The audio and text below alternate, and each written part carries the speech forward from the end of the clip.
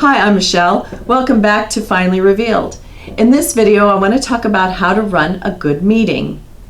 When you send out the invitation, whether it's by email or formal invitation, or it's set from a prior meeting, if it's an ongoing, regular occurring meeting at work or in a social or other type of organization, you want to clearly identify when it will start and where it will be held.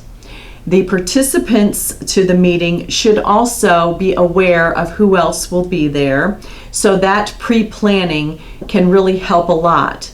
Then when you come together for the meeting, you want to observe the time it is to start and the time it is to end. If you're starting on time, someone is late, you don't back up for them. You welcome them and you continue forward. To have a purpose for the meeting, either identified beforehand or when you get together, you should stick to that purpose and have parameters of whether a decision is going to be made, or if it's simply a matter of reports, or if this is a meeting to plan a task, then you should keep it moving forward and keep the discussion focused on the purpose, either the singular purpose or the overall purpose. I have a separate video on how to create and use an agenda. If this is an ongoing type of meeting you're going to have with an organization or a department, it would be good to have an agenda. If it's going to be a regularly held meeting, but the subject matter is going to change, then that will help you to keep track of the items and also to stay on task once you have the meeting. So go on over and check that out if that interests you. But then to further having your actual meeting, there will be a natural leader. Sometimes it will be the person who calls the meeting. Sometimes it will not. Sometimes the person calling the meeting may be an assistant, or the person calling the meeting may be the person best able to get the most participants, or is the natural person to put out the word to bring the people in. But once you are in the room, or if it's Skype or teleconference, once you are all connected, then you will kind of either in advance or right at the beginning settle on who will be running the meeting. Now, running the meeting doesn't mean you have the whip and you're going to go after everybody, but that is the person who will be recognized by the other participants as the person who will pull them back to either the agenda or the topic.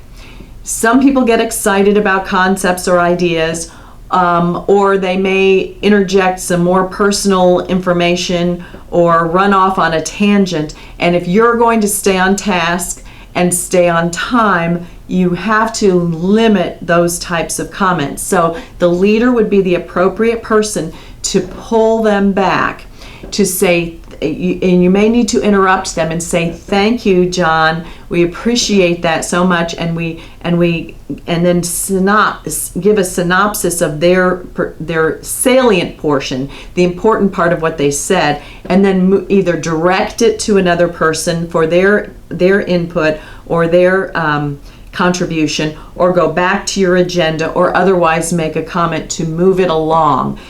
You can recap as you're going and say, "We have 3 more points. Thank you, John. We have 3 more points to address," and then move on that way. Or you can even say, "We're running out of time. We've only got another 10 minutes. Let's continue." And no one will take offense. Don't be abrupt with this person. Just calmly steer the meeting. That's what as the leader, that's what you're doing. You're not necessarily steering the decision making or the actual progress, but you're steering the structure of the meeting. And if you make it not personal, that's how it will be taken. And then when you get towards the conclusion, if there's going to be another meeting, confirm the time of the next meeting, confirm the actions points and any assignments that are given to conclude the meeting. Thank everyone for coming, and then if it's appropriate, send out follow-up information. But you'll get a reputation for being a strong leader, for being a polite and capable person, and for someone that they can count on to not have the time parameters bleed all over the rest of someone's day, because people want to be able to count on the beginning and the ending and getting things done, and you want it to be as productive as possible.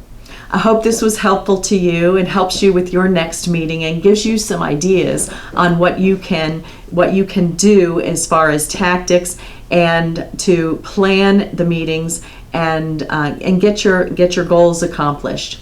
If you like this video, indicate by liking, subscribing, sharing. If you want to know about our other videos, another good way to find out is to follow us on Twitter or Facebook.